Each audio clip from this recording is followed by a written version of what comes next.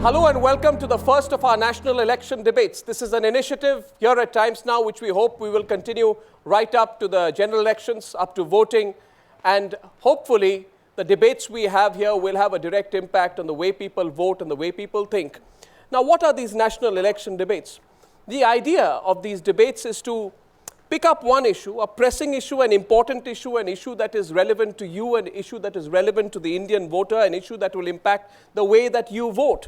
These debates, we hope, will provide an opportunity to ensure that there is as much as possible a direct sense of clarity on the positions of the principal players in our national political scene. We here at Times Now will make sure that in the course of our national election debates, both of India's principal parties, and I know this can be controversial in today's day and age, but the BJP and the Congress are present in every debate, and the presence of the other parties and other players will be issue specific.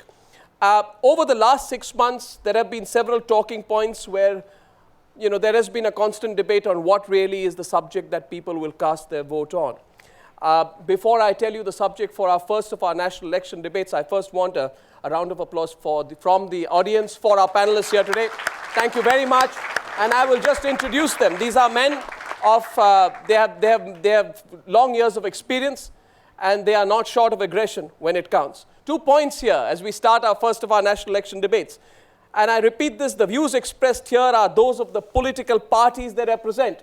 They cannot be called later to be individual positions because the representatives here are all authorized or appointed by their political parties to speak on this very important issue. Secondly, Times Now will ensure to have as much as possible plurality and balance in points of view which are integral to this debate and as far as possible in the representation of our panelists. We will give full opportunity for everyone to have their say. Ladies and gentlemen, our first national election debate is on the very important issue of corruption. And our subject for the first national election debate is this. If corruption is the number one issue in this election, is the UPA on the back foot? Firstly, I want, even before I introduce our panelists, I want a show of hands. If corruption is the number one issue in this election, is the UPA on the back foot? How many of you agree with that? That's a large number. Not all, but a large number. Thank you. So Mr. Anand Sharma has a tough job on his hands. I want to introduce our very eminent panelists who are here with us today. From my extreme right, Mr. Sitaram Yechuri, participating in the first national election debate, a familiar face, political veteran. He joined the Communist Party of India, Marxist, in 1975, arrested during the emergency, joined the Central Committee of the party at a very young age, if I'm not mistaken, in 1984, was elected again at a very young age to the top levels of the CPM Politburo in 1992. Today, part of the party's parliamentary group and has been representing the party in Parliament in the Rajya Sabha. Sitaram Yechuri, thank you for joining us. A round of applause. Representing the views of the left, very integral in our national politics. To his left, not ideologically, only physically, is Mr. Anand Sharma, who is now a Union Cabinet Minister in charge of the very important portfolios of commerce and industry and textiles. As a member of the Rajya Sabha, has had a very long association with politics and the Congress. He was one of the founder members of the NSUI.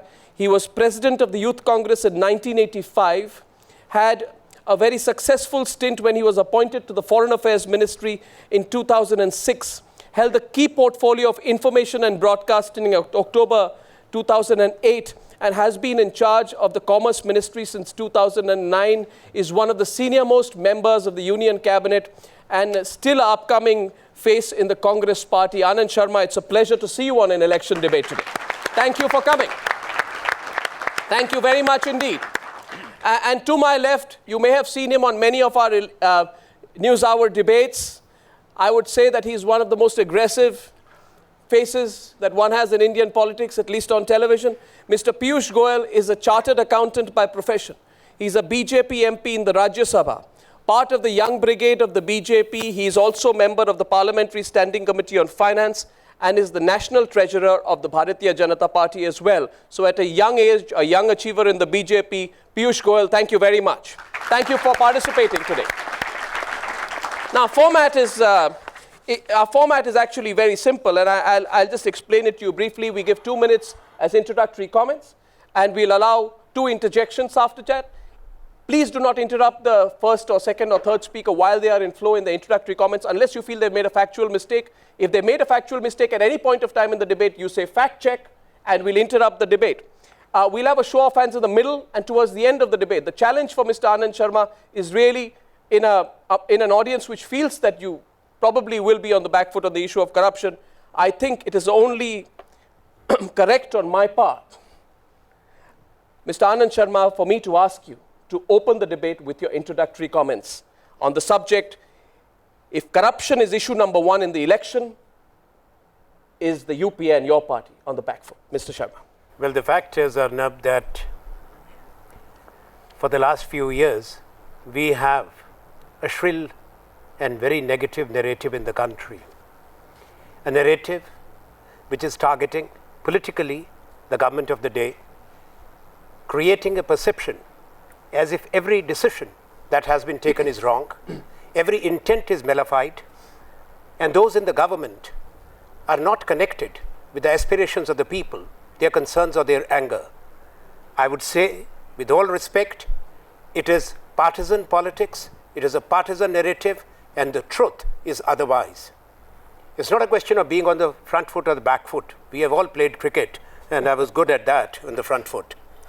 But I can tell you one thing, that you have to be holistic in your approach, not be selective, not be carried away by words or decibels, but to look much deeper in the history of this country, how societies have evolved, how economies have evolved, developed, and what kind of challenges this country has faced and how the systems have been put in place. You have to look at the architecture. Architecture, A, which responds. There's angst amongst our people, particularly amongst our youth, and we are conscious of that. And why? It is about the deliverance, about the public services, the interface with the government, whether you need a driving license, a passport, whether you want to create a bank account, whether you want to pay your electricity bill, whether you want to get a good job, a good admission in an institute. When you see that you are not getting it right, when you see that there is corruption, when you see that those who should be more responsive and receptive are not, there is bound to be anger. And that is the anger which India is witnessing. My fundamental question is, has the government, which is chosen by the people, been responsive? Has the government been proactive in putting in places both transparency and accountability? The answer is yes. Whether the government is empowering the people, the answer is yes. Therefore, it is important that when we analyze this, we look at all these aspects, that what has been the response, what has been the legislative action of the government, what has been the executive action in this noise that has been lost. Well, you don't blame yourself at all, Mr. Sharma? Well, I will say that when I said that in every country, in every society, in every economy, you learn as you grow, as you move on. We have learned over a period of time. Don't forget that the Prevention of Corruption Act, when it was enacted, when it was amended, when it has been re-amended, when originally corruption as such was part of Indian Penal Code. It was taken out and a separate act was there. Systems have been put in place from CBI, more functional autonomy, the Central Vigilance Commission, the Comptroller and Auditor General, a free press, a free judiciary. Now when it comes to blame, I would blame myself or the government if there has been a perceived or alleged act of commission or omission. If there has been an allegation of corruption, has there been an action? The answer is yes, and a very firm yes. Nobody has been spared. Is there a rule of law? We are a rule-based and rule-governed country, and the due processes of law have been set in motion without fail. With respect, I completely disagree with you, but I am not allowed at this stage to be participating in the debate. One of the rules is that I will not involve myself in the debate during introductory comments. Rebuts from any of our panelists. Who'd like to go first? At least one quick one. Do you have senior to me? Okay, specific rebuts to Anand Sharma. After you. Okay. My humble submission was only small. I hope 67 years after independence, particularly having ruled the nation for 55 years out of that, you will grow out of school and into college and maybe graduate from college because the learning period is too long. No, you did talk about learning, but I think... What's your question? If I take away the sarcasm, may I request you to come straight to your question? The question basically, sir, is Mr. Sharma. You have tried to divorce yourself from the actual corruption into the action you took on corruption or the acts you passed to prevent corruption in the future. I think what the public is really concerned about is the very fact that under the watch of your government, particularly in the last 10 years, the amount of scams, the number of scams, and the real value of loss to the national exchequer has exceeded all historical I'll have to respond to and that causes agony. I just want to say one thing. There's a 45-second limit on the question itself. Let me be very clear on that. Yeah. This is competitive sensationalization and exaggeration. When you say that we have not learnt, you came in with much wisdom and were there for 6 years. Let the country know what you did. When you had a party president caught with a hand in the till, when you had your ministers caught red-handed, you are not saying that what action your government had taken, including when it comes to the coffin scam after the Kargil. So your BJP has double standards and let hypocrisy. him complete his reply. George Fernandez has been acquitted hypocrisy and double standards. Mr. Goyal, Number two, let him reply. It's not a question of loss to the state exchequer that people will determine, and I hope the audience will ask us this question. One is a presumptive loss theory. Second is, what is the truth? What is the ground reality?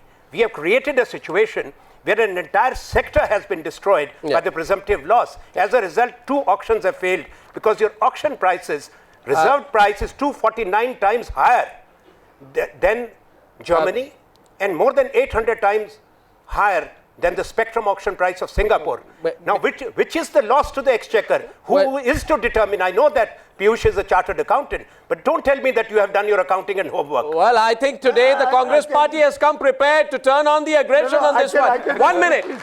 As I said always, the audience participates and the applause that goes here at this point of time on the national election debate, 7 minutes into the debate is for the quality of the argument, if I'm not mistaken. I will allow a second counter question here, and I am very tempted, Mr. Sharma, having met you on a debate after a very long time, to cross swords with you. No. But I think we leave this duel for a little later. The second counter question Sitaram Yechuri had for you. To your right, Mr. Yechuri. Well, I'll reserve my other comments on what he had to say when I make my introductory remarks. But one question I have, since you wanted us to ask the question directly. Yep. But most of the actions that you have been speaking about that the Congress party or let's say the UPA government took when acts of omission and commission have been pointed out were all actions that were taken very, very reluctantly. We had lost one entire session of the parliament because you refused to constitute a joint parliamentary committee to probe into the 2G scam. Right. And it's only reluctantly forced by the unity of the opposition and the people's demand that you finally agreed. So therefore, your position that you have shown great alacrity in terms of taking action is factually incorrect. And you have done it only under public pressure, but not otherwise. Otherwise, the effort was to cover up the whole issue. And that is a fact. Right, No, Mr. Sharma. that's not true. When you have a system, when you have Arnab Goswamis, when you have 740 TV channels, when you have a very aggressive media, that too engaged in its own competition. An independent media, Mr. Sharma. Who gets the viewership more? And independent, and the judiciary, then there is no question of a cover-up. But you cannot just, the first whisper, hang somebody. You cannot prejudge.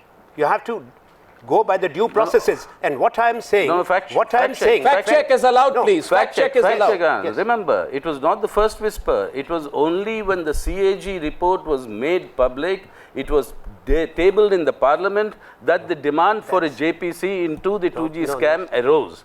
So it was not the first whisper. It was a constitutional authority that showed 1,76,000 crores of rupees has been siphoned off in this scam. Well, thank you. Right, wrong, you accept, thank you. disagree. No, That's a different thing. No. It's not a whisper. Let me also tell you, Sita, you are a veteran parliamentarian, so am I. Let's be very clear about it. A CAG report is only a CAG report. Correct. The concerned departments have to respond. It's meant to be not leaked to the public and then given to Parliament. It is the Parliament then which decides what action to Again, take. fact check. I'm sorry. Again, fact check. No, fact check is allowed. Fact check is allowed. I allow the fact check. There are three stages of the CAG report. First report, you send a questionnaire. The ministry replies. Second report, you give it to the ministry for answers. They reply. Third report is the final one that is tabled on the Parliament. This was the final report we are talking of, not the initial report where the ministry had to give it. So it's a final report. The minister has a chance to have a final reply. No, Yes, I'll please, have go to ahead. give the reply. The final report ignored the government response. That may be. The final report did not reflect the factual truth. No, allow me. Third thing, which is very important, the collective wisdom, if I may say, and the subsequent judicial overreach, where we even saw the highest court of the land appointing a public prosecutor. Yes. When you are talking of a fair trial, we had a situation where presumptive loss theory of 1,76,000 crores. Now today, who will take responsibility for the painful economic consequences, the entire telecom sector, where you have the cheapest mobile rates in the world, two auctions subsequently, that wisdom which the government did not accept, that this was the loss to the exchequer. There's a policy which had been in place for long. It was not a policy which was put in place by the UPA government. Okay. Let me correct it. Therefore, after that, there is nobody who is coming for the bidding. I said so that your price, reserve price today, thanks to the wisdom of these people, is 849 times higher than Singapore. Let those who are responsible for this be given the mandate by the country. Let them preside over an auction and recover this loss to the exchequer. Mr. Sharma, we just heard the Prime Minister last week say that in any case, regardless of whether scams have happened or not, they got re-elected, and presumably, therefore, your argument is that scams You're don't matter. asking me, I'm representing the Congress, and I'm speaking now. And I'm just saying this to you, I'm just very tempted to break my own rule at this stage and say that we can argue about the exact amount of loss, whether it was in lakhs or whether it was in crores, but it cannot be denied, Mr. Sharma, that there was corruption. There was corruption. Shall we leave it to the courts who are still trying? And let me tell you what the court said in that case. The court said that what happened... Have they given the final verdict? Well, the court said while... Don't prejudge. The court said while cancelling the 122 licenses, I will never prejudge nor judge. Mr. Sharma, it said that what happened was, quote, wholly arbitrary, capricious, and contrary to public interest, apart from being violative of the doctrine of equality. Then where there's need of a trial then? Well, this is after that, there should not be any trial. That was what if at the highest level this is said, if one of you is accused of something, rightly or wrongly, and if the final verdict is announced, you have, why should you go through the appellate processes which are there under the Constitution? Well, that was a right of any citizen. Second thing is, I'm conceding as a government, I'll be more than happy as a citizen of the Republic of India that those who have calculated this fancy figure, we should appoint them as a nation, as an authority to auction, recover that. Original, without any interest. Please recover that 1,76,000. I see here today that... Persuade people to go for the auction. That's not the job of a government. Mr. Sharma is angry with the opposition? I'm not angry with anyone. I'm just stating the truth. Mr. Sharma is angry with the... Only angry with himself. Mr. Sharma is angry for his government, for his government not implementing his very good suggestion. Mr. Sharma is angry. This 1,76,000. Mr. Sharma is angry. Recover. If that is the correct figure, we give you the authority. Mr. Sharma is angry with the media and Mr. Sharma is angry with the judiciary. A second speaker here today, and I think that this debate really today has opened up quicker than I would have thought. Our second speaker today will be Mr. Sitaram Yechuri of the CPIM, Politburo member of the CPIM. Well, I must say that you began this debate by posing the question very provocatively, whether the UPA and the Congress are on the back foot on the issue of corruption. Mr. Anand Sharma has admitted that he is a good front foot batsman and therefore he is bad on the back foot, and that he is shown by his opening comments that he is rather bad on the back foot. So we know where to get you out now, and that is thanks for that confession. But if you're discussing corruption, I would say that to put the issue in a larger perspective and to have a deeper discussion, I think we have to accept the reality that corruption has two aspects to it. One is the question of morality. One is being dishonest, patently wrong, and that is something all of us will have to work to try and root it out from society. I mean, that is something which my generation went through we used to go through things called the non-detailed text in our English course. I don't know if your generation is today, familiar with that. We used to have short stories in that. And one of the short stories in the age-old times, a king asked, wanting to test the morality of his people, he asked everybody to bring a lota of milk and to put it in a huge canister. And the end of the day, he suddenly found, because everybody thought that others will put milk, so let me take a lota of water. So when end of the day, he opened the big canister and found that it was full of water and not a drop of milk. So these have come down since ages. I mean, there are problems of morality, and that is something all of us as a society will have to get rid of, and their political parties have to take the lead. That is one aspect. There's another issue of corruption which has been eating our heads for the last decade or more, in fact. That is systemic corruption. Corruption that occurs because of the systemic faults that you have. And much of these systemic faults are deliberately brought into the system so that you create avenues for corruption.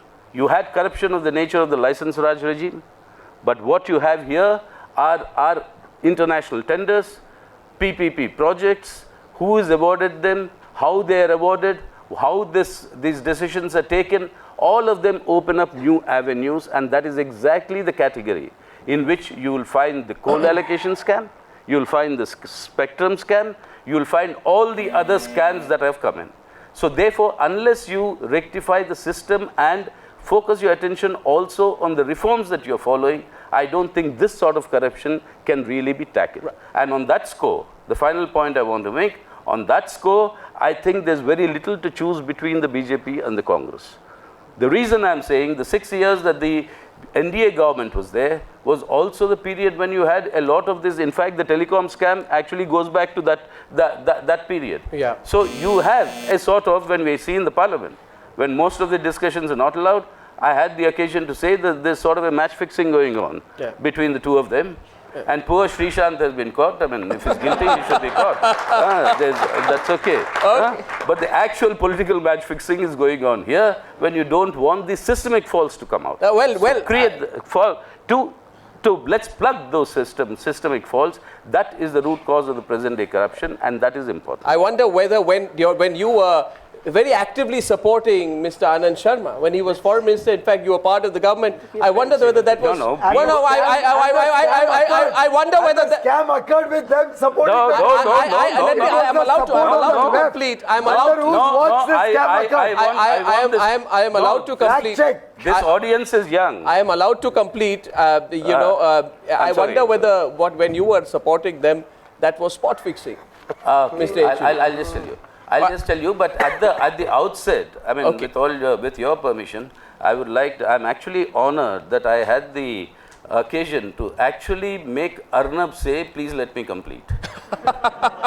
And for a change, I mean, that's a wonderful achievement. But let me tell you, the 4 years that we extended support to the UPA 1 government, the time when we were important players in forming the UPA itself post-election in 2004, in those 4 years, not a single scam. Fact check. I have a fact check, and so does. Okay, we have a fact check. I can give you n number of fact checks on this. Yeah. All these scams that we saw in UPA 2 surfacing have actually occurred during UPA 1 when you were. Let me complete my fact check. When you were supporting this government until 2008. So the coal block, major portion of the allocations, 2006, 7, 8, 9. Telecom, the licenses were allotted while you were supporting the government in 2008. In Antrix, it was while you were supporting the government that spectrum was given to Devas. But I can list out a whole list of scams here. I have a... Okay, Mr. Piyush Goyal, you have your turn. Yes. I have a printed list here of all the scams that you have referred to. All of them originate when your NDA government was there. Kindly when your NDA government, I'll tell you. Please listen. Let him complete. You must let him complete. No, hang on. Absolutely. The telecom scam, when it started with a thing called the regime change, when from the license fee you shifted to sharing of the revenue. That was done under the NDA government. But which was no scam. That is from then. From then on, the question of auctioning of licenses began. Yeah. Otherwise, it was a license fee that people had to pay. You changed that. May I- And that is why may I do when a the 2G spectrum, no. when the 2G spectrum, Wait. JPC was to investigate, when you said we'll go back to 1998, from there onwards, that was scuttled, and therefore you had a report which is not a report Anyway, of the JPC. Mr. where all of us Mr. agree. Mr. Yechuri, Number because I have number two, yeah, but- coal block allocations. The coal block allocations of this nature started under the NDA regime. I'm sorry, again, and fact check. again. Fact check No, that. don't. Okay. hang on. That started So in 93 So and when Mr. let me Manmohan Singh was let me finance complete. minister. Let me complete. But in the first 4 years of UPA 1, we had put them under control, and they lost that control the moment they abandoned the left support. They lost that There was a control, person and that called was- Mr. No, it's a When did fact the check, 2G fact check, allocation fact, take fact, place? fact Let's hear check. the date. I have a fact check. Let's hear the date the licenses were issued. I have a fact Let's hear the date the coal blocks which are under CBI investigation. Can I also 6, be allowed? 7, 8, how many coal blocks? Shall I tell you? Can I be allowed? Come on, gentlemen. Come on, gentlemen.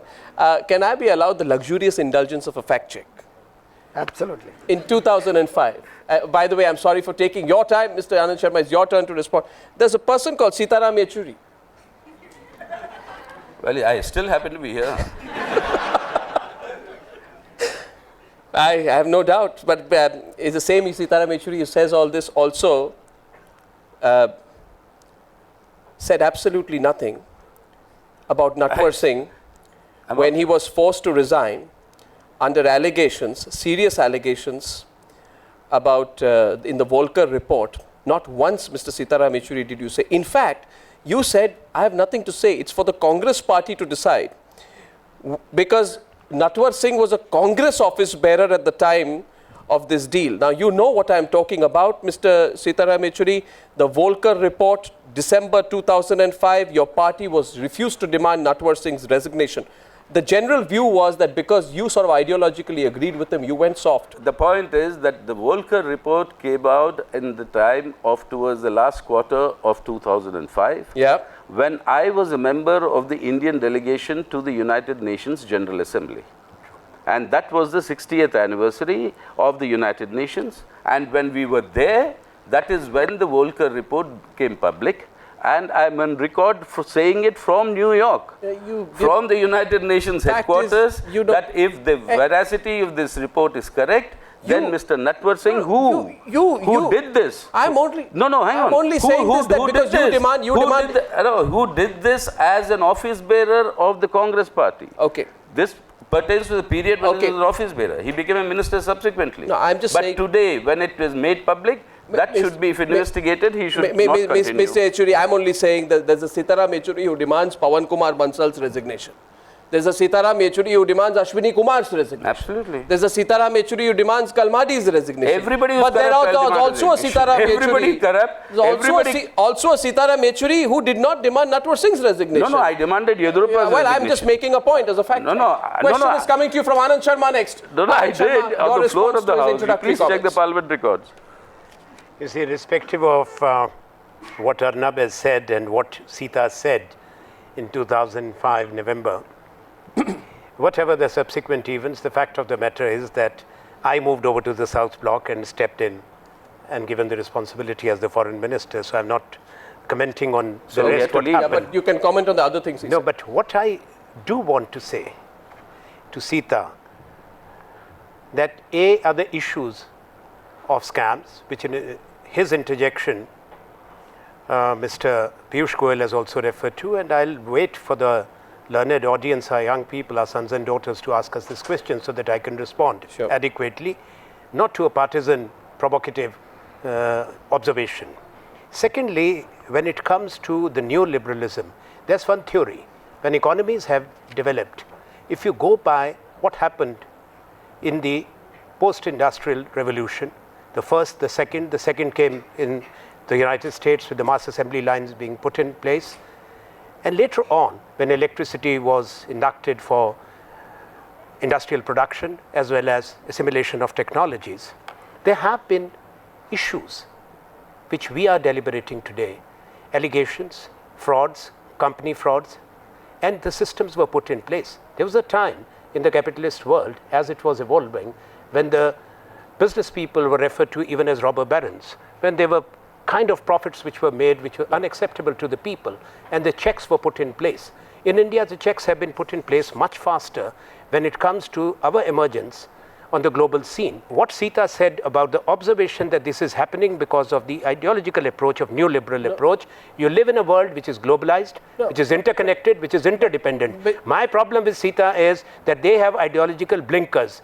They want to remain frozen and insulated from the rest of the world. We want to connect to the world and to be a leader in the 21st century. Anand. That's not a question. No, that is what your approach is. Point, I'll answer that. My point is, it's not an ideological issue I'm talking about. Of course. I'm talking of a systemic issue. If you remember the word I used, that corruption has two aspects. One is the question of morality. The other is the question of a systemic corruption.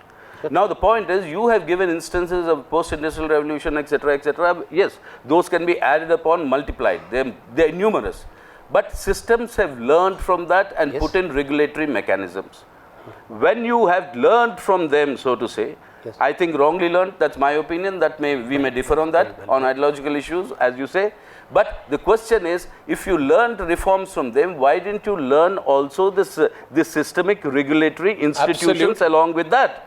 And that is the point. By not doing that, you have promoted and you are encouraging even today the growth of what is called crony capitalism, which can lead only to corruption, because things happen because of sweetheart deals. Somebody knows you and therefore he gets a contract, and somebody gives you something, therefore he gets a contract, and that is the systemic thing. You use the word, you use the word dishonest. Now, let's say, be very clear.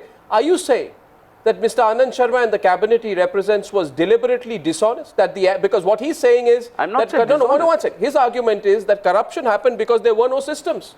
And systems are being created. Are you saying they deliberately did not create systems in order to allow corruption and allow scams? If you're saying so, be specific, Mr. Yechuri. Yeah, I am as specific as it can be. They have borrowed the Western experience. He has a fact check. No. I have a fact check now.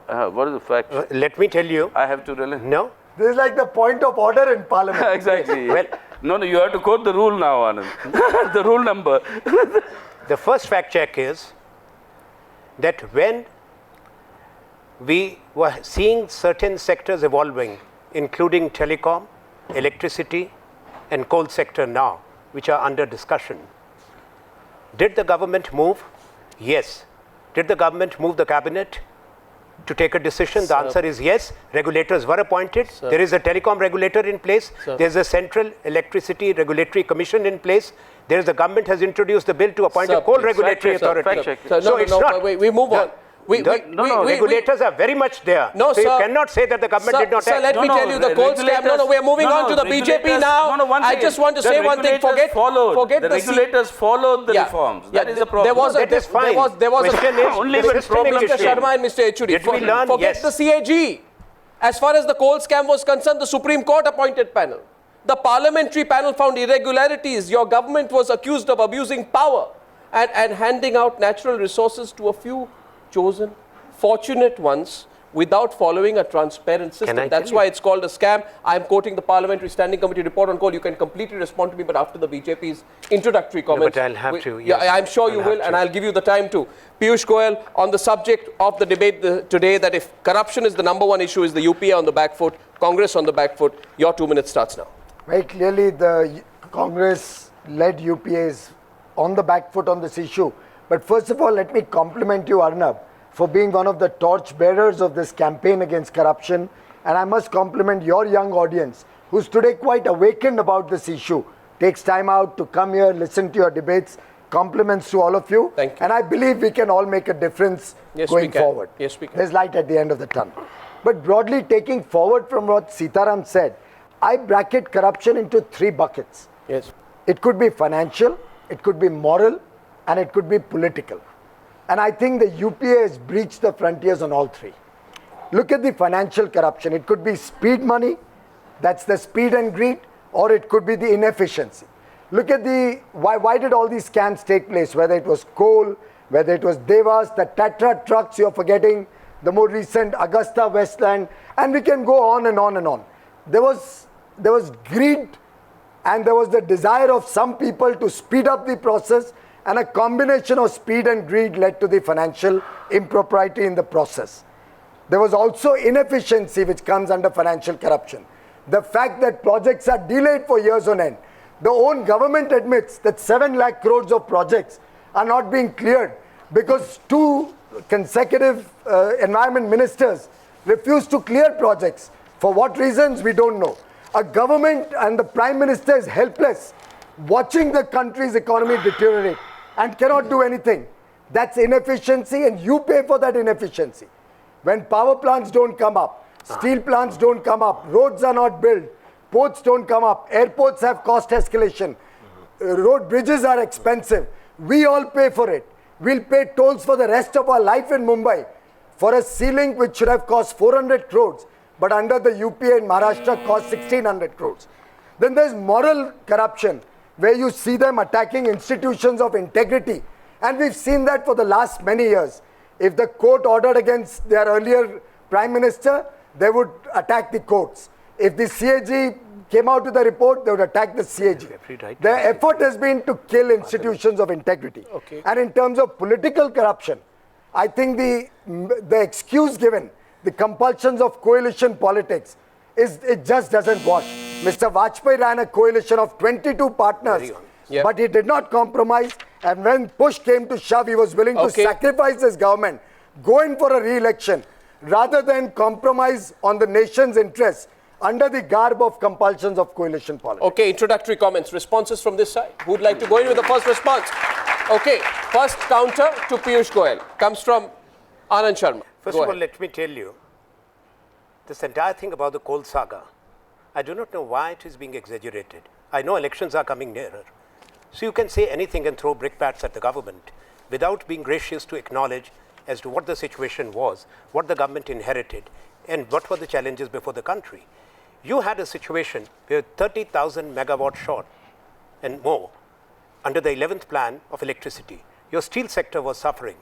This coal allocation thing, the young people must know, the audience, that there's a Coal Nationalization Act of 1973, which was first amended in 1993, where the entire coal, yes, that's no fact check at this stage, because that's the truth. Mr. Piyush Goyal, if you have objection in 2003, my question is, why you were sleeping? Okay. You were giving us the song about Vajpayee government, 1998 to 2004. What prevented you from changing the system? Why did you continue with the system? Okay, Mr. No, you respond. No, there's no fact check. You have to completely wrong. You have to answer his question. You may say that I'm wrong. Facts speak for themselves. The fact of life is, was coal not being mined? Was not coal being given to the private producers? Mr. Sharma, shall I give you the list of how many blocks you allocated and your state government? Yes, please. Yes. So that let the no allocation has been made without the state governments, including Chhattisgarh and Jharkhand. No, including Gujarat. They were never. Which government? They were never in the process BJP of allocation. They were very much part of that. They are denying because of partisan politics. They were and I'm stating to you the facts. Well, Mr. Sharma, you can deny. May I correct him on 3 things? Now, Mr. Piyush Goyal, before you correct, because I'd like to quote the court. So the court says that the most non-transparent procedure was adopted from 1993 to 2010, includes the 6 years of the NDA. The government cannot give largesse at its arbitrary discretion or sweet will. It is surprising to note that between 93 and 2004, no data was maintained by the Ministry of Coal in respect of the applications received. There you go. And only minutes of the screening committee held to consider the application of a particular company were made available. You speak of crony capitalism. May I correct your perspective? No, there's no perspective. I'm quoting the Supreme Court. Do you want to correct the perspective of the Supreme Court? Do you want to correct the perspective of the Supreme Court? I'm correcting the facts of the case. Well, you respond to me and to him, sir. Go ahead. At the outset, from 93 or 94, when your government started giving coal to the private sector, the earlier government, there was very little demand for coal because private sector power generation was not permitted. So up to 2003, when the Electricity Act was amended by the NDA not true. to allow private sector Sir, to do you come in a agree, bigger way. to put it simply, do you agree That's you not were true. also No, part I'm of the coal explaining. scam? There was no demand for coal, so we would have an application or two. No. They were being No, addressed. no. So and in the whole one That's second, actually counter incorrect. coming from Sitaram May I- Yechury coming in, No, please. no, I've not completed. No, he gives a fact I've check. not But the completed. rule of the debate is if somebody says fact check, then the person interrupts, is allowed to interrupt. Sitaram Yechury to Sorry Piyush for Goyal. interrupting you, but only the fact check is that the coal was nationalized in 1973. That's It was nationalized because there was demand for coal. And because the demand had to be regulated, it was nationalized. So don't give a wrong information that there was no demand for I coal. beg to disagree. Demand for coal was I beg always to there. disagree. And in order to regulate that, you nationalized it in I'm 73. sorry, the demand we are discussing is for power plants, which he just referred to. Yes. The power plants were not in the private sector, they were all in government. 2003, the Electricity Act got amended. Are you? And No, the no, that's CAG separate report issue. talks You are mixing- about the coal What are we- secretary. what You are are we- mixing about the oranges coal and secretary apples. Wrong. bringing out the fact that after what are you August debating? 2004, That's not true. the demand for coal went not up true. because That is the true. number That's- of applications Anyway, my increased. interjection, can I I? think up to 2004, hardly 2 billion tons of Can I coal tell were you- allocated can I tell you- from Firstly, 2006 I- to 9. I think 40 billion I tons think of it was coal the were BJP allocated. which It said. shows the demand was- I think it was the BJP which said. I think it was a person called Piyush Goyal who said that corruption is corruption, whether it is 1 rupee or 1 crore Exactly. or 10,000 Exactly. crores. So So whether we- it's 1 coal block or 10 coal blocks or 10,000 coal blocks, mister, It's not a we are question talking of about 1 a or 10. process. No, it doesn't matter you The coal allocated. secretary- It doesn't matter that you allocated fewer coal blocks. The fact that you coal did, and you did secretary- it in a non-transparent, arbitrary manner. Not you at can all. see It that. was, as he said, the process, but there was no demand. well- Therefore, if 1 or 2 parties know, came forward, they would get Okay, the coal. we're going to have It another was show in of hands in a minute. 2004 No, that the but coal my secretary said- my question. We have one more counter question, and that's coming in from the left. I thought you were almost on his side. No, why should I be? I mean, that's why I'm out. You put me on this side. I'm to Mr. Arnab's, Yechury. but remember, I'm to Arnab's right, but to your left. Okay. So you keep that in. Put your question Yeah, briefly. my- We are going to have my- a show of hands. my- And the question will be, has Mr. Anand Sharma, through his aggression, been able to win over any of you? Because the vote is going to happen in a minute. You want to take No, the no, vote? one I second. have not one second. come No, here we are going to seeking take a vote. vote after your counter question. Okay, I'm my not contribution. come here seeking Mr. votes. Yes. My I've just come here contribution to has got inform you two of the aspects. truth. Okay, Mr. Yechury to Piyush. One- One, Mr. Piyush Goyal said that Mr. Vajpayee sacrificed his government. He did not want to compromise because of coalition politics, and therefore he showed a certain adherence to principles, if I followed you rightly. Remember, in 1998, Mr. Vajpayee-led NDA fell because one of the parties that was supporting you, part of your alliance, withdrew the support. Correct. Yeah. It had nothing to do with corruption. Yeah. It had nothing to do with all this. So don't take the moral high to say that he withstood that and therefore sacrificed the government and therefore went for a re-election. Right, so- The re-election happened what's your because the question, sir? I think you missed AIDMK the withdrew point. the support. Why that that's happened, right. etc., had nothing to do with corruption. Are you so accusing don't therefore Mr. be Piyush acknowledges Goyal? that Are you we never accusing- had a corruption Are you Was being the wrong accusing Mr. representation. Piyush Goyal of being dishonest with the facts? No, wrong representation of facts. Wrong Dishonest representation you of may. facts. You're welcome Yeah, as an anchor yeah, to use the I word. think but I mean, since you asked for See, a certain actually, I thing- think you missed the point. Nah. Political corruption is that when a partner withdraws support or threatens, as was the case in the UPA, Vajpayee had the option of compromising on principles to save his government, like the UPA did, allowing spectrum to be given away without without Piyush ji, all of us which there. Vajpayee did not do or try to get allies at the cost of principle. That was the political BJP does not compromise on corruption Only fact- and does not compromise on principle. Absolutely. No, can I- what did you just do by bringing back Mr. Yediyurappa into your party? We had never 3 thrown days him out in the first place. Well, did you not? Well, of course you did. You were Never forced did. to. He left the party on his own accord. As soon as some Okay. charges were made on No, him, or my, he had been let me withdrawn from complete all my, ministerial posts. let me complete my question. Arey. Please, 1 minute. 1 minute. You asked about Yediyurappa, but what about Mr. Babubhai Bokharia in Gujarat? He is a sitting minister. He's been convicted by court. The new law says if you're convicted, you cease to be a member of the parliament or the legislature. Mr. Lalu Prasad Yadav and Mr. Rashid Masood, both were ceased to be members of the parliament the moment a lower court convicted them. Their appeals are pending. But you have taken the plea, the BJP, that since his appeal is pending, he will continue to be the minister. A question goes at this stage. And this is also connected with illegal mining, by the way. Since you're talking about coal mining, this is connected with illegal mining in Gujarat. Well, I think a very important question goes at this stage of the debate. The left asks the BJP, if you are preaching to us on corruption, then how do you have somebody who is convicted in an illegal mining case called Babubhai Bokaria, right, still continue as a member of the Narendra Modi cabinet in Gujarat despite the conviction? Can I have a show of hands? The debate right now is poised like this. The subject is, if corruption is the #1 issue, is the Congress on the back foot? How many of you still feel is the Congress which is on the back foot and not any of the other parties? How many of you feel Congress on the back foot? Slightly fewer. Slightly fewer. The audience is getting divided, about 60% this time, I would say. Let the debate continue. I will bring out the facts and the bitter truth. Well, can I at this stage? I want a round of applause for our panelists at this stage of the debate. I think we are having a great debate. To say very important interjection.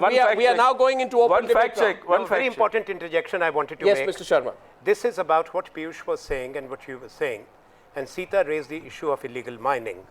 Now, that is very important for our young friends to know. See, we have a situation that until now the Parliament passes the new amendment which gives a direct linkage of the coal through public bidding, open bidding processes to the private producers, a system which is already there in place of competitive bidding. Yes. I'm not going to go into details, but the fact which you must know, that this controversy led to one situation, that India, which has the 3rd largest reserves of coal, had to import coal. Our shortage was 80 million tons. We imported coal worth 22 billion US dollars. 22 billion US dollars. I am the Commerce Minister, I know my numbers. This is a fact 22 to the billion. Commerce Minister. 22 billion worth of coal was imported by India. That's a fact because we could not mine our own coal. I know you have a very experienced Commerce Minister of India, Mr. Sharma, but the fact is that you can check your facts on this. How many of the people who were allocated coal blocks actually did what they were supposed to do, harness the natural resources of the land? And why should the people of this country pay for a bunch of fraudsters who carry out this fraud on the nation by getting crony capitalism to be their instrument to get coal blocks and not act on it? I'm now opening up for debate. We should go back to the question to the BJP at this stage of the debate. At this stage of the debate, we are going into open debate round. The question is to the BJP, and I put this question following up from Sitaram Yechuri. You accuse the UPA of shielding corrupt ministers. Your prime ministerial candidate's cabinet, is it true that your prime ministerial candidate's cabinet has one minister who is convicted in an illegal mining case and another minister who is a direct accused in a 400 crore fishery scam? Is there any truth in what Sitaram Yechuri said, or is he manufacturing facts? Mr. Piyush, go ahead. You may respond to him. He has made certain allegations. Are they factually incorrect? They are both factually incorrect. Factually incorrect? They are in the courts. They are Factually- under appeal, and we will wait for the last word to be said. My point is not that they are not under appeal. My point is that the new law as laid down by the courts, which the Election Commission has said must be implemented, because of which when a conviction happened at a lower court, notwithstanding the appeal that is still standing as far as Mr. Lalu Prasad Yadav is concerned, as far as Mr. Rashid Masood is concerned, both of them have been expelled from the parliament because of that conviction. The same law, why doesn't it apply for a sitting minister in Gujarat? Mr. Sharma also and wants why to are you add into that. Piyush, That go is ahead. the point. You are on the back foot on this one, Anand Sharma. No, I like Piyush as a person. And he has a bright future, long way to go. He's much younger than Sita and me.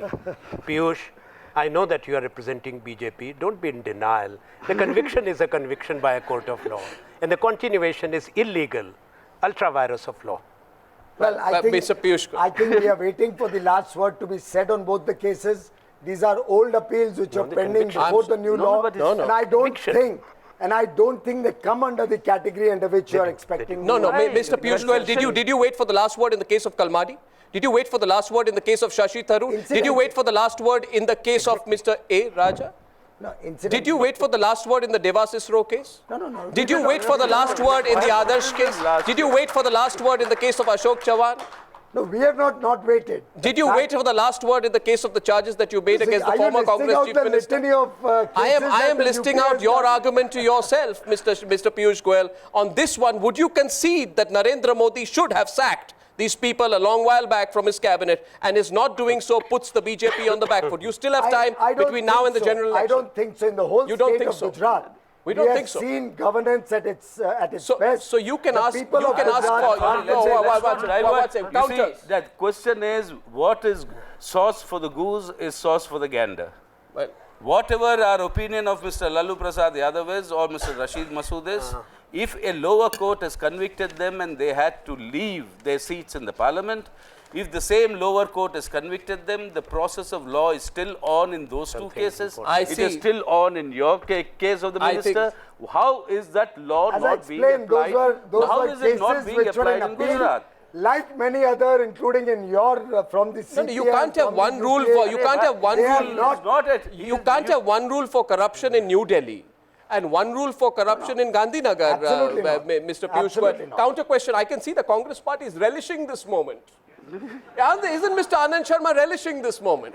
And I'd say to Mr. Anand Sharma, he's enjoying this debate, and I have not had him on a debate for a long time. I think he should come more on our debates. Mr. Anand Sharma relishing the moment. By the way, I am also relishing the moment because I have a counter question for you in a minute. But you can enjoy the moment while it lasts. No issues. Mr. Sharma, and your counter question to Piyush Goyal.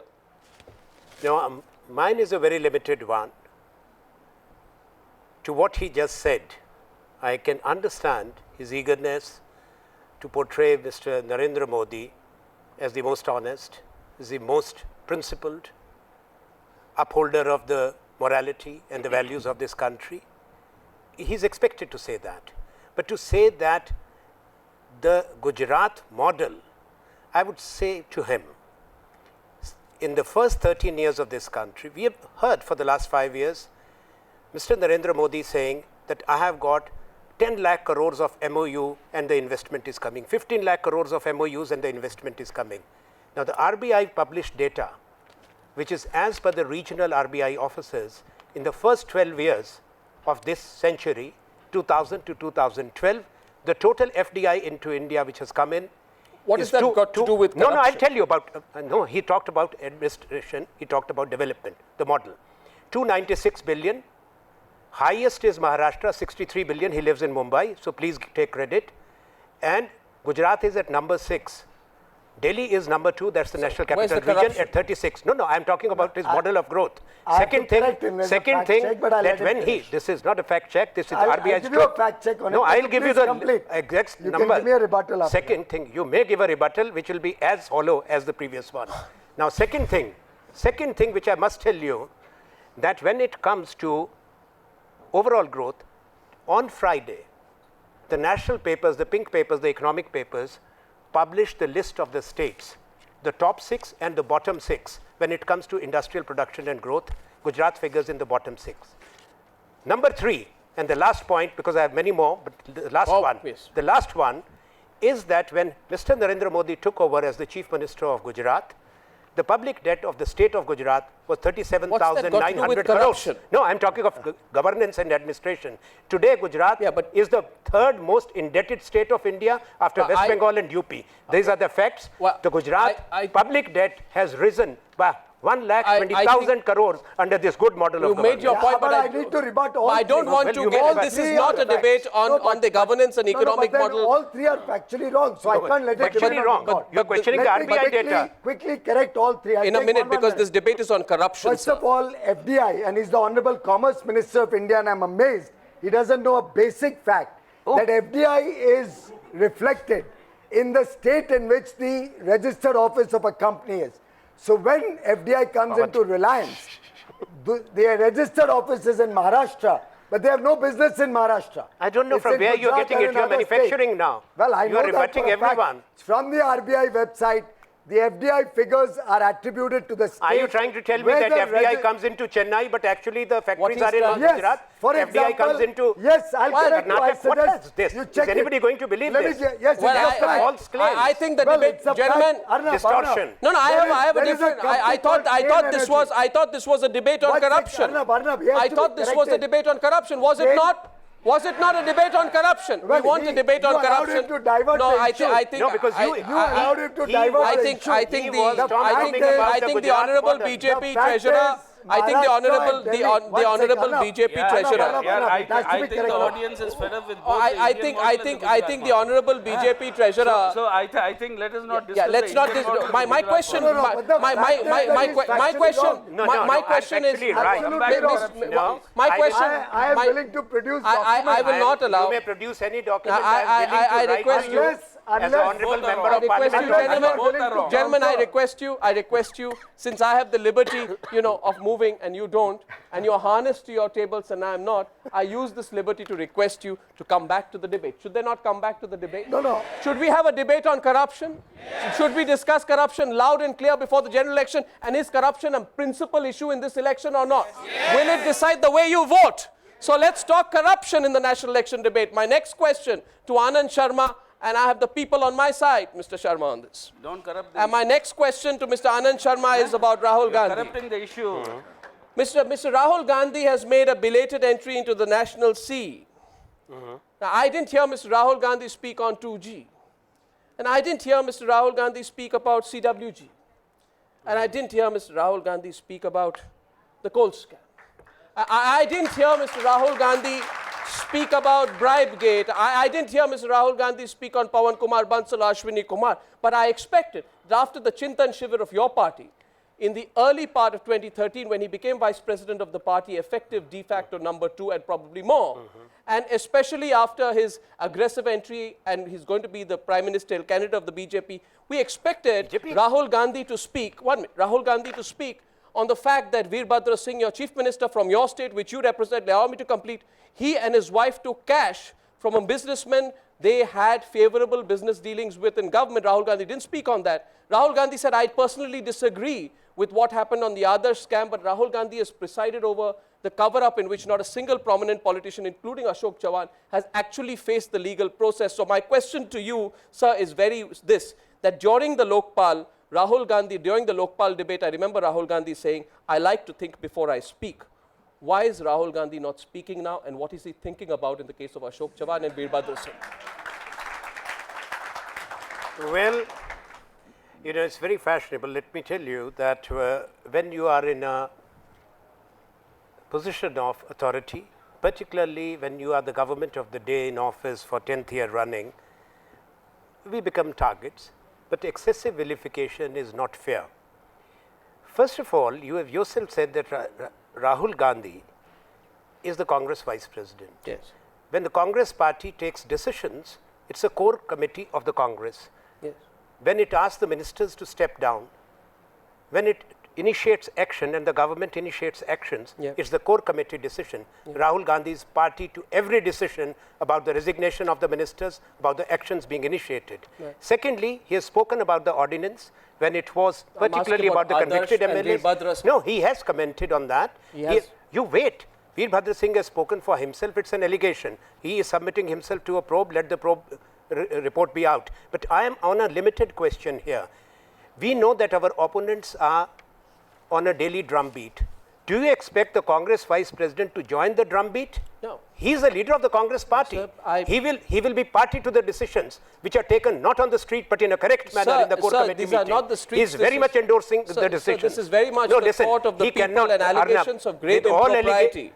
Grave impropriety have been placed against. Allegation is an allegation. Ashok Chavan and Veerbhadra Don't you try to create an environment, and I say very responsibly, what are the basic canons of natural justice? They are being torn apart. Sir. Well, there is also, you cannot pronounce judgments in advance. Allegation remains an allegation until the truth is proved. Fact and fiction are important. This country has also seen, and pardon my saying so, and I must say it, that the entire amount budgeted for the Commonwealth Games is being referred to as scam, which have seen Metro, It doesn't highways, work. which has seen flyovers, which have seen world-class airport sector stadiums, doesn't work. all that amount as if the amount has vanished. Well, I do, you moved That away is from what the subject. exaggeration is. That's I- where the sensationalization I is. will You are doggedly- citizens of Delhi.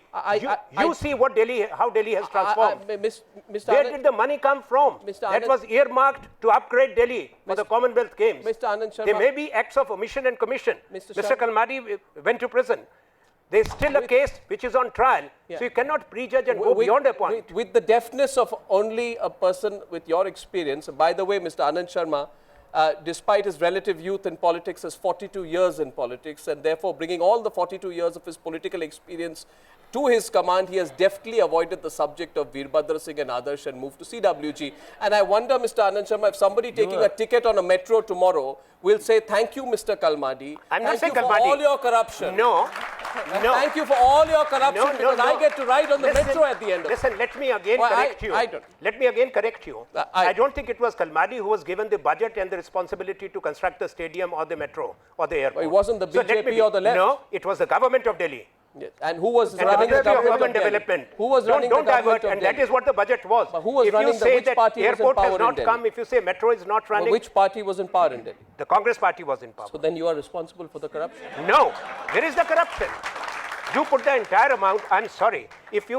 What you are saying is that if you give to your wife 5,000 rupees for the groceries, and if your servant steals or somebody responsible, your accountant, indulges in an act where 200 rupees go missing, then the entire 5,000 you'll blame your wife. With respect, No, with Delhi respect government, and on a lighter note, has not misused with the respect funds. and on a lighter note, thanks to the strenuous efforts of your government, if anyone were to get 5,000 rupees to run their household, you'd get the I'm money not back. saying that. I just an illustration. Well, Mr. It's just an Mr. illustration. Anand Sharma, we have counters coming in. You have a I- counter. I think he has a counter I for think you. Go it's ahead. very clear What's that clear? Mr. Rahul Gandhi does not have any opinion against corruption. He has been complicit in the whole process for so many years. He has probably spoken in Parliament only on 2 occasions. We've not heard him speak in Parliament. His attendance is less than 50%. But before I conclude, I just want to read out from the exact text of the law because he has indulged in political corruption by misleading the House. Who is indulgent political? Mr. Sharma. You are accusing Mr. Sharma of indulging in political corruption by Because he has misleading the audience. misled Interesting. these young boys and No, I girls. don't miss Yeah. it. Now I'm reading out from the law of the land. FDI reporting happens No, on we the are not basis- discussing FDI One in this. sec. No, we are not He discussing. has tried to I mislead these think young boys no, and no, girls. I go back. I'm not here trying to I'm mislead once again from the going to go back from to the the RBI audience. website. I'm going to go back to the audience at this stage. Was this debate? reading from Should the the debate be on RBI corruption? website. Don't worry. Should the focus remain on corruption? And if I'll the send you Congress the and the letter. BJP I move have away it from right the here. subject No, of I'll write to corruption, you. should we bring them back to it? Okay, on the national election Great. debate, since I have the people on my side, That's all right, but I just wanted to correct you. The RBI Mr. Piyush website Goyal. shows a different- Mr. I will Piyush write Goyal. to you shows a and go on completely record. different Mr. Piyush picture than Goyal. what you have I said. am on record. Which is Mr. not Goswami. correct. Mr. Piyush Mr. Goyal. Goswami, saying I it on think- record. I think now you will agree with me. Sitaram, Now- Sitaram, you Yechuri. agree back with to me. the subject at hand. These are two Sitaram, sides of coming the same back to the coin. subject There's at a hand. match Sitaram. fixing going on here. They don't want to discuss corruption, and both of them are actually involved. Don't get into FDI and all that. That's No, not the I was issue. trying to The counter point the is, let's long come back to information corruption and given let's by discuss that. my senior colleague. I coming would like back to the now subject. ask the BJP No, no. representative who wants to discuss FDI figures in Gujarat with great No, no, I alacrity just whether wanted he will to accept the correct the wrong challenge impression. on the national election debate for telling me about the achievements of Mr. Yediyurappa, which include receiving 20 crores allegedly as kickbacks from the Southwestern Mining Company as a quid pro quo to waive off dues to the state government. There was a recovery of 890 crores loss caused to a state-run public sector unit. And allegedly, Mr. Yediyurappa, among his several other achievements, was paid 20 crores as quid pro quo as the minister for not insisting on its recovery. You have brought him back.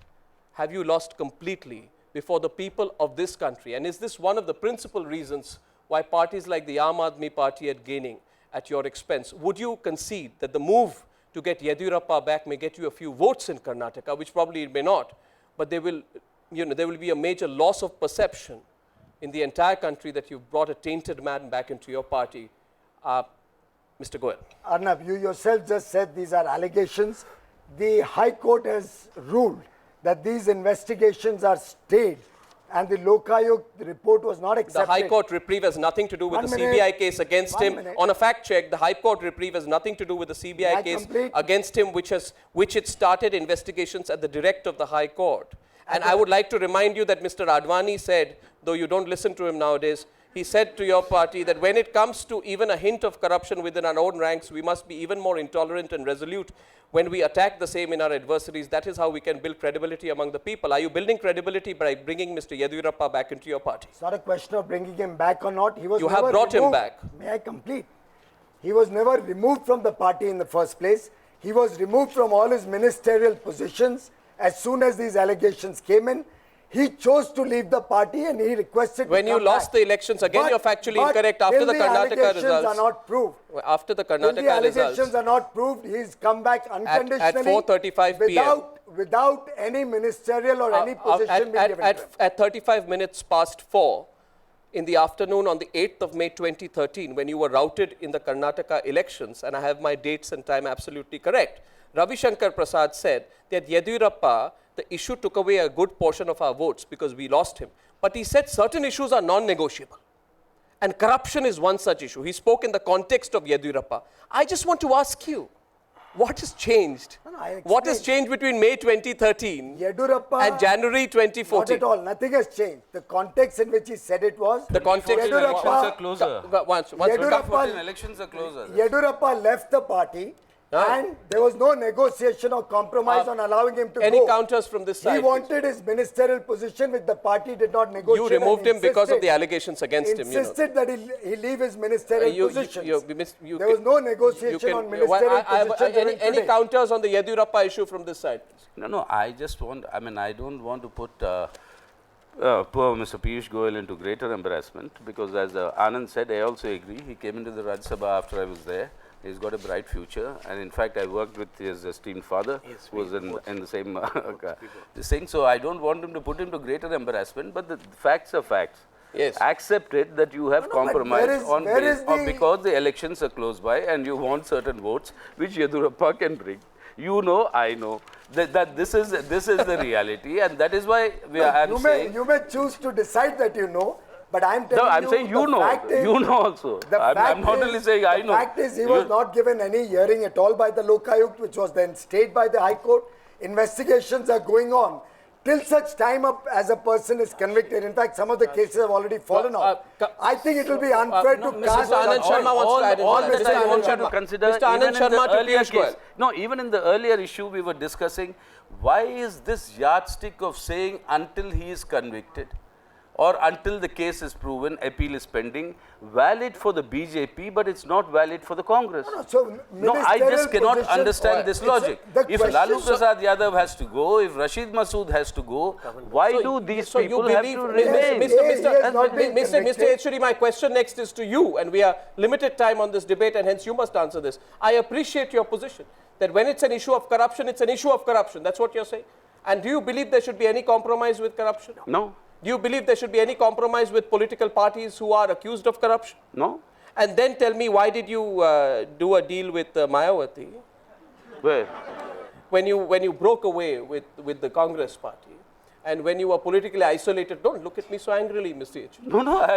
No, of course I'll look at you angrily, because if you're going to say that I have defended Mayawati, then of course I'll be angry with you. I find that you have double standards when the radar of corruption is put at you, because you had said that you have no problem with Mayawati's leadership in September 2008. Let me remind you, Mr. Yechury, let me remind you, this was the time when Mayawati, your party said that. When? Your party leader, Mr. Prakash Karat, I presume you know him. Mr. Prakash Karat said that. After he met, and the Prakash Karat said the CPM says it has no problem in working under the leadership of the Bahujan Samaj Party chief if the proposed third front comes to power in the next general elections, because the priority is to defeat both the Congress and the BJP. Prakash Karat said that. Are you surprised? No, I see in the sense. And this was the time when, 1 minute, I haven't finished. This was the time when Mayawati was under fire for the Taj corridor and the disproportionate assets case. So, For you, communalism is a big issue. Getting the BJP and the Congress out is a big issue, but corruption is not a big issue when it comes to your own political targets. Answer, Mr. Yechi. Yeah, Mr. Goswami, with all this experience, and granted that you've still got a lot of career ahead of you, if I were to say your right eye is bad or your left eye is bad, which one would you choose? I am saying both corruption and communalism are bad. So and the Mayawati country is the has third to be eye? protected against both. So Mayawati was the third eye? You can't say, no, I'll choose Was my right Mayawati eye, the not third my eye? left eye. Was Mayawati the You third want to eye? be one eye blind? No, was Mayawati No, the I third am eye? saying both are important. Let us fight both. No, if you want to save India, build a better India, both are important. I believe you dodged my question with a, what would I say, a theoretical duck. Theoretically. I mean, you called Mr. Anand Sharma, I thought you called him deaf, but I thought you finally turned out to be deft. So, I mean, there's no theoretical duck here. This is a fact I'm saying, that you can judge us by what we are. Well, Mr. Yechuri, we have seen. my next question is to the Congress party. My question to the Congress party is, sir, that I completely believe that Rahul Gandhi was sincere when he said there should be no compromises with corruption. You yourself quoted what he said on the issue of the ordinance, if I heard you correctly. Do you believe that when Rahul Gandhi was speaking about the ordinance, he meant it and he was honest? Well, I think he spoke, as he has said, out of conviction. He also spoke on Lokpal, and his contribution in pushing forward has been acknowledged. I know that in partisan politics, it will always get debated. But why do you question the sincerity of a word spoken? Yeah. Why doesn't our opposition at least relent for a moment and say that yes, when there has been any episode, there has been response, there has been action. You don't deny. We can have a responsible debate to inform our citizens, to inform our people when we place the true facts. We cannot be in denial. I said right in my opening words that there is angst in the country, and that's why we are conscious of that. We are concerned about that, and we are responding to those. I'm not, and on this I'll take you. I'm not, don't get me wrong, Mr. Sharma. I am just, this is what Rahul Gandhi said. He said, it is time to stop this nonsense. Political party, these are his words. You are looking at me angrily again. These are his words. I'm not angry at all. It is time to stop this nonsense. He said, political parties, mine and all others, if you want to fight corruption in the country, whether it's Congress or BJP, we cannot continue making these small compromises. Because if we make these small compromises, then we compromise anywhere. So I want to ask you, in the same breath, Mr. Anand Sharma, of not making any compromises, would you say that any political deal with Lalu Prasad Yadav, convicted on the 30th of September for alleged involvement in the Chaibasa treasury case pertaining to the fraudulent withdrawal of taxpayers' money, cannot be allowed, and therefore keeping your same ideological position intact, that you will never ever, and I wanted you to say this before the entire audience, you will not allow any political alliance with a person accused who has come out of jail on an important act of corruption such as that. Mr. Anand Sharma. Electoral alliances are made with political parties. What happens to moderates? Number one, with the political parties. Number two, I am the economy minister of India, but I am not a minister who is responsible for the coalition. There is a committee which the party has formed, headed by Shri A.K. Antony. You're representing the Congress on this program. I am not privy to the deliberations of that committee, which will take a view. I cannot actually say something which is not correct. Let a position be taken. I cannot preempt a situation and actually make a judgmental statement even before the party has taken a decision. I'll wait for that in a responsible manner. I'm only asking you whether the same logic you apply for Yediyurappa applies for Lalu Prasad. Listen, Yediyurappa, Sita has commented. Yes. They have said that he is coming back to their party. We have questions there. Yeah. Because Yediyurappa was a member of BJP, has rejoined BJP, or rejoining BJP. But not in any ministerial position. No, listen. There's no ministry like your chief minister. There's no ministerial position. It could be any position. Like your chief minister. Why don't you tell them that who refuses to acknowledge what's in the public domain? Ashok Chavan was made to resign.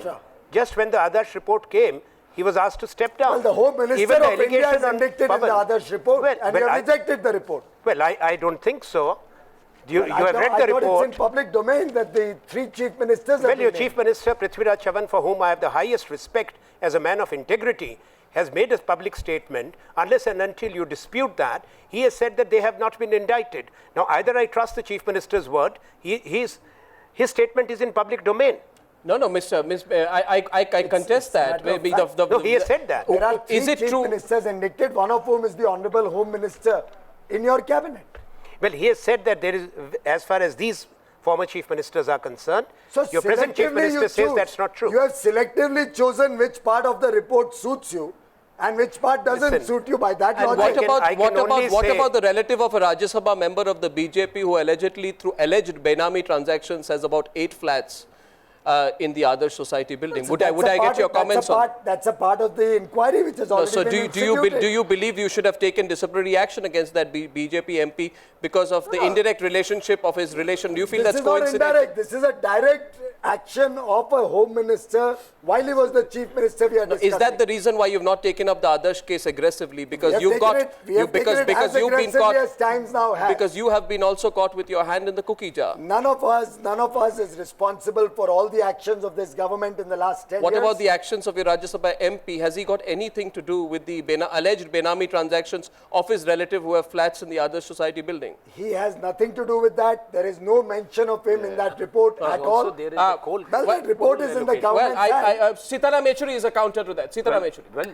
if he is calling it allegations, then the same will apply to others No, also I'm as saying his allegations. name is also No. not there in the report.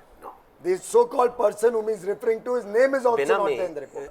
He His said relative's Benami. name is very much in the report. I correct you.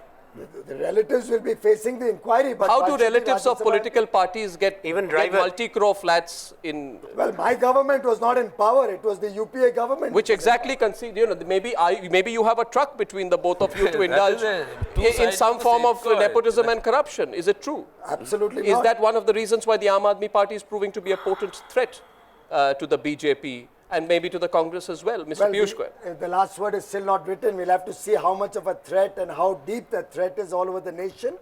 But I must say, it's a good sign that the young people of India are getting agitated on corruption. I think they will judge. They will judge all the governments by their performance, and they will look at the track record. I want to put one question to the audience at this stage of the debate. We have 10 minutes left, ladies and gentlemen, just 10 minutes. And my last question, which how many of you out here, when you cast your vote, would corruption be the number one issue on which you would cast your vote, or would you cast your vote on other issues? Corruption, number one issue for how many of you? Well, that's almost all. That's roughly about 90%. Does it scare you, Mr. Anand Very Sharma? good. No. Does it First scare of you, all- Mr. Anand Sharma? First of all, I'll say this is a very important issue, but I must also say, in a democracy which is the largest in the world, there are other issues. There are multiple of issues. Corruption is one of the important issues. Mr. Sharma, everyone wants to know that the Prime Minister of India had a news conference last week, which many of our audience may have seen. I found a very intriguing comment of the Prime Minister, where when he was asked about the scams, he says, first of all of this happened in the UPA 1. And then he went on to say, and we won the election after that. I feel, Mr. Sharma, forgive me if I'm being imprudent, but that is a very arrogant comment that only comes from those who believe that corruption is not really an issue which will matter among the people. Because what the Prime Minister was saying, therefore, was that despite the scams, I got elected. Mr. Sharma, would you like to issue a clarification or a retraction of what your Honorable Prime Minister said? To be fair to the Prime Minister, I think it is being torn out of context. What he actually meant that whatever the allegations are, because finally the scams will be determined by the courts, and that those processes are on, because we are not only a democracy but a rule-based, rule-governed democracy. Therefore, let's leave it to that, to the final word, both when it comes to political parties and that. But Prime Minister meant that all these allegations pertain to UPA 1. After that, under his watch in UPA 2, there has never been a scam. There has never been any I allegation. disagree with that completely. No, you may say so. You may say every those scams decision is a came in the scam. public domain after UPA 2 No. got elected. Public domain Therefore, is different. the public never No, had listen, an opportunity listen, to I- cast their vote on listen, those scams, point one. listen, And if after you were 2009, born- we've had enough and more scams. Listen, I The cannot cat change doctor the scam. I cannot change the year. You can. If you're born in 1972, and if you go to school at a particular age, you cannot change the year of birth. I'm sorry. Yeah, what but if Prime the Minister fact that meant you was all cheated- these if allegations the fact pertain that to you that cheated period. came out after the first result Whatever. was out, The question then is, you can't say the no, first result is let me exonerating. quickly answer. One moment, Sita. The fact of the matter is that which government brought in transparency and accountability, from right to information to whistleblower act, to protect those who make disclosures of any act of I will corruption correct or you on that commission. also. Fact You check may here. correct me on anything. You Fact fact check. check or not. Because That the led- Freedom of Information Act was brought in by my my government God, my in God. 2002. Right to the information. Right to information. No, this is too much. The right to information is only small amendments beyond the please, freedom of please, information. please. I have a complete Listen. chart. The Please only allow me thing to is complete. the Have the cabinet- patience. It became law. It became law. The Prime Minister of India. No, it became law. Public procurement. Which cabinet cleared it? Where the law is there? Now we have let still me not tell you, seen on anything coal under that mining, act. on Mr. coal Smith, mining, which Nothing has government? happened under that act. Yeah, because you blocked parliament. Ah. Even on coal, your governments so- were dragging their feet. So Your when state the governments.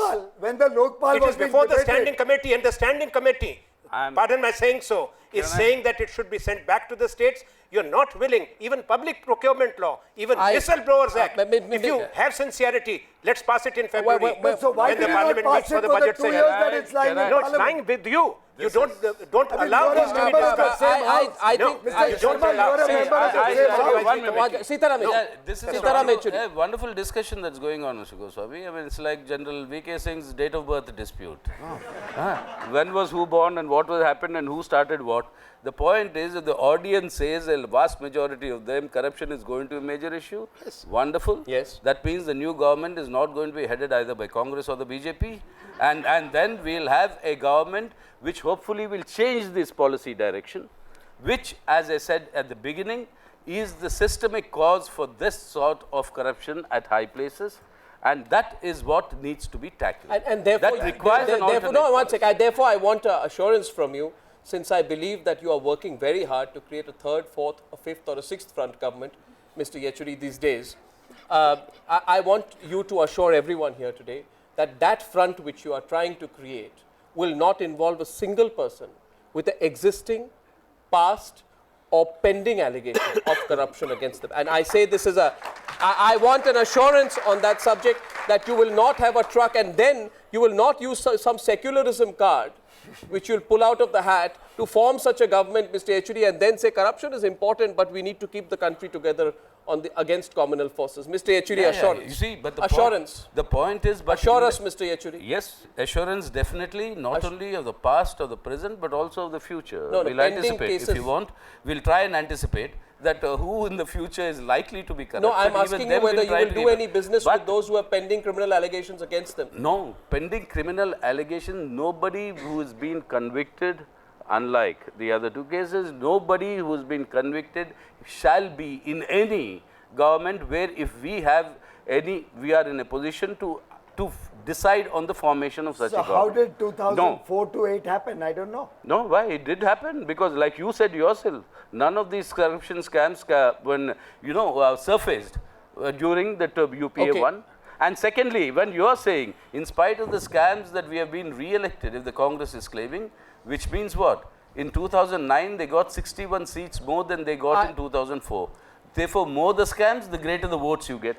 No, is that the logic that is being paraded? This is all. This is ridiculous. You see, let us come down to the issue. You're talking of corruption. Corruption is a major issue. Resources that should have been used for the welfare of the people are being siphoned off into private pockets. Now, that is, in my opinion, both an issue of morality and the system. The system has to be changed, means policies have to be different. We've just had a round of elections. That unfortunately can only come with an alternate sans the BJP or the Congress. Now I'll take two questions from the audience. Two questions. I'm Navneet from Chennai, and my question is to Mr. Anand Sharma. I'm amazed at the blind optimism that you have that you would come to the government in 2014 Lok Sabha elections. The thing is, with corruption, let's just compare it for a second with the knowledge of terrorism. Pre 9/11 in US, people didn't learn about terrorism so much. It was very minimum. And post 9/11, people learned a lot. Just like that, why don't we learn corruption in a proper scientific knowledge manner and not just harp on the pending bills in the Parliament or the Prevention of Corruption Act? And why don't we? Okay. My young friend should know that when you are living in a law-governed society, you have to have laws in place to act.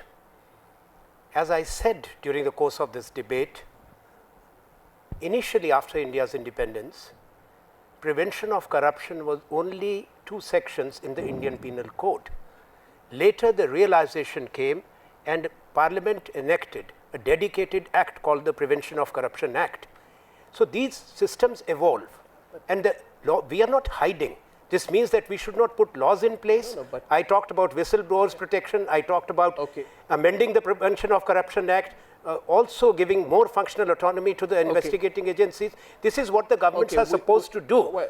Governments cannot take upon themselves the final adjudication process because the prosecution is with the independent agency. Legislation does and not. There is no legislation is with the government. Does not stop you from taking action against action we have Chavan or taken. Veerbhadra Singh. No, but action has been taken. Wherever action has been. No action against Veerbhadra Singh. No, I'm sorry. Ministers have gone. Even in a coalition government, Mr. A. Raja, DMK was an important ally. You are from Chennai. Raja had to go. My 2 colleagues, you referred to by name, they had to go.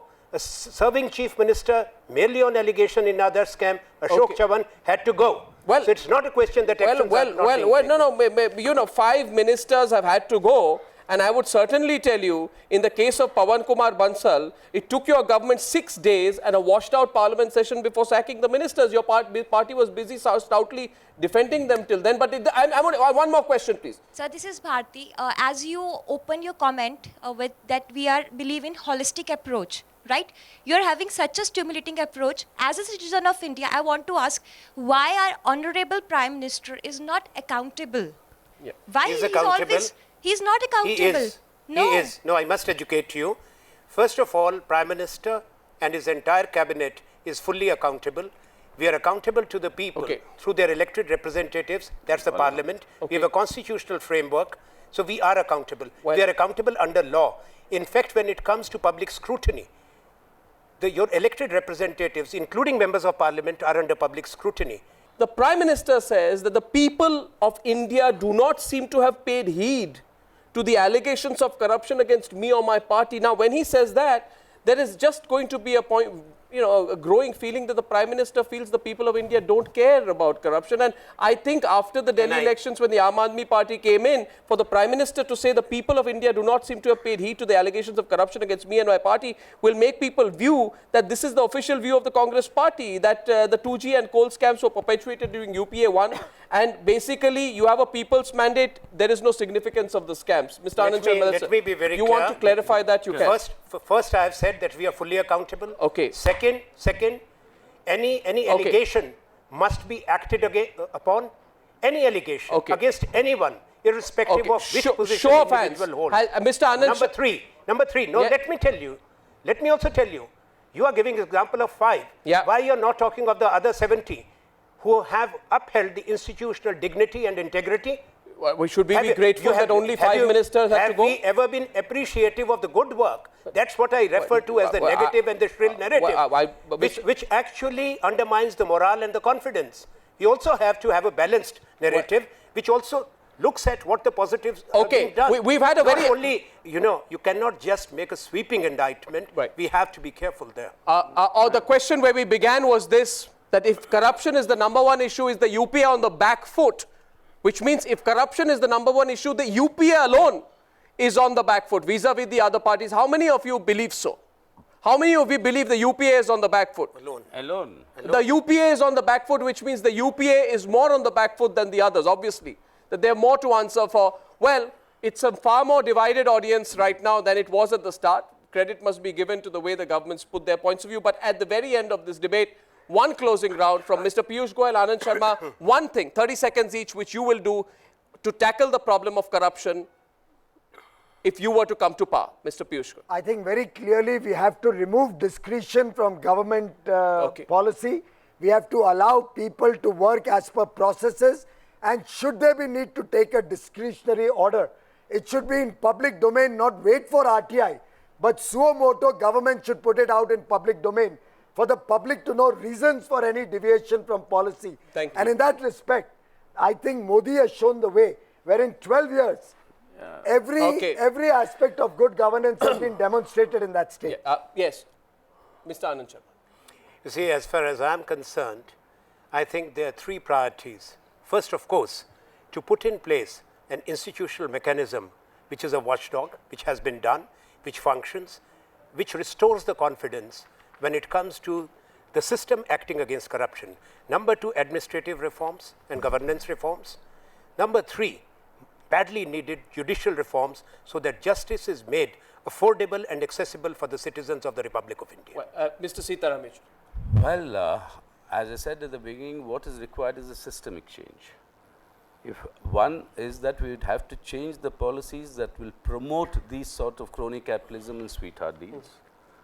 And number two, to put in place regulatory mechanisms and to create better laws, which we have begun to create now in this parliament, but that is, I mean, is a long way to go. Create better laws for the enforcement of it. Right. Finally, hoping that the electorate will exercise discretion and choose those people who will be able to uphold these principles of morality. Well, I thank you all very much. Let's have a round of applause for our panelists. I think our effort, first of all, this robust debate, giving us an opportunity to debate one subject in detail, providing many contours, I hope will add to the perspective of all our viewers, to our young audience here and everyone watching this in India and the 43 countries where this is being telecast. Thank you very much for being part of our first national election debate. Thank you very much all. Thank you.